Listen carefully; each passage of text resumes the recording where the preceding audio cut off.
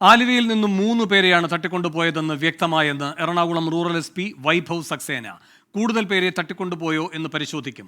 പ്രതികളും ഇരകളും തമ്മിൽ പരിചയമുള്ളവർ എന്ന് സംശയിക്കുന്നുവെന്നും റൂറൽ SP വൈഭവ് സക്സേന പറഞ്ഞു. ആദ്യം കിട്ടിയ ഇൻഫർമേഷൻ പ്രകാരം ഒരു ഐ വിറ്റ്നസ് ഉണ്ടായിരുന്നു. സോ അവരുടെ സ്റ്റേറ്റ്മെൻറ്റ് പ്രകാരം ഒരാളുണ്ടായിരുന്നു. പക്ഷേ ഉടൻ തന്നെ പോലീസ് ഇൻവെസ്റ്റിഗേഷൻ ചെയ്തു. പിന്നെ ചെയ്തിട്ട് ശേഷം നമുക്ക് മനസ്സിലായത് 3 പേരുണ്ടായിരുന്നു ശരിക്കും. പക്ഷേ 3 പേരാണോ 2 ആണോ അതെല്ലാം നമ്മൾ ആദ്യം എല്ലാവരും പിടിച്ചിട്ട് ശേഷം മാത്രം പറയാൻ പറ്റും. കാരണം പരാതിയൊന്നുമില്ല.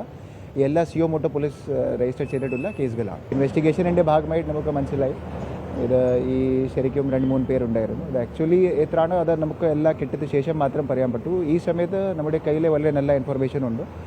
കുറച്ച് പേർ കസ്റ്റഡിയിലേ ഉണ്ട്. അത് വിശദമായ ചോദ്യം ചെയ്യാനുണ്ട്. അത് എല്ലാ കാര്യങ്ങൾ കിട്ടിയ ശേഷം പറയാൻ പറ്റും.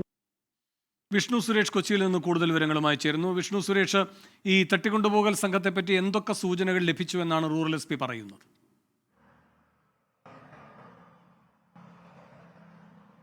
വേണു, ആലുവയിലെ തട്ടിക്കൊണ്ടുപോകലുമായി ബന്ധപ്പെട്ട് അടിമുടി ദുരൂഹതയാണ്. ആ ദുരൂഹത ഇപ്പോഴും ചുരുളഴിക്കാൻ പോലീസിന് ആയിട്ടില്ല. ഏറ്റവും പ്രധാനപ്പെട്ടത് പ്രാഥമിക ഘട്ടത്തിൽ ഒരാളെ തട്ടിക്കൊണ്ടുപോയി എന്നായിരുന്നു ദൃക്സാക്ഷിയുടെ മൊഴി. പക്ഷേ പിന്നീട് പോലീസ് നടത്തിയ അന്വേഷണത്തിൽ അത് 3 പേരുണ്ടെന്ന നിഗമനത്തിലേക്ക് എത്തുന്നു. എന്നാൽ ഇപ്പോഴും പോലീസ് ഒരു സ്ഥിരീകരണത്തിലേക്ക് എത്തിയിട്ടില്ല. പ്രതികളെ പിടിച്ചാൽ മാത്രമേ ഇതിൽ എത്ര പേരെ തട്ടിക്കൊണ്ടുപോയെന്ന കാര്യത്തിൽ വ്യക്തത വരൂ എന്നാണ് പോലീസ് പറയുന്നത്. നിലവിൽ 4 പേരെ പ്രതി ചേർത്താണ് കേസ് എടുത്തിരിക്കുന്നത്. ഇന്നലെ തിരുവനന്തപുരത്ത് നിന്ന് പിടിച്ച ഇന്നോവ കാർ അത് ആലുവ സ്റ്റേഷനിലേക്ക് എത്തിച്ചിട്ടുണ്ട്. ഈ തട്ടിക്കൊണ്ട് പോയ ആളുകളും ഈ ഇരകളും തമ്മിൽ സാമ്പത്തിക ഇടപാടുകൾ നടന്നിട്ടുണ്ട്. അതുമായി ബന്ധപ്പെട്ടുള്ള തർക്കമാണ് ഇതിൽ കലാശിച്ചത് എന്നാണ് നമുക്ക് ലഭിക്കുന്ന വിവരം. നേരത്തെ പത്തനംതിട്ട AR ക്യാമ്പിലെ പോലീസ് ഉദ്യോഗസ്ഥനാണ് ഈ വാഹനം റെന്റേ കാർ എടുത്ത് നൽകിയത്.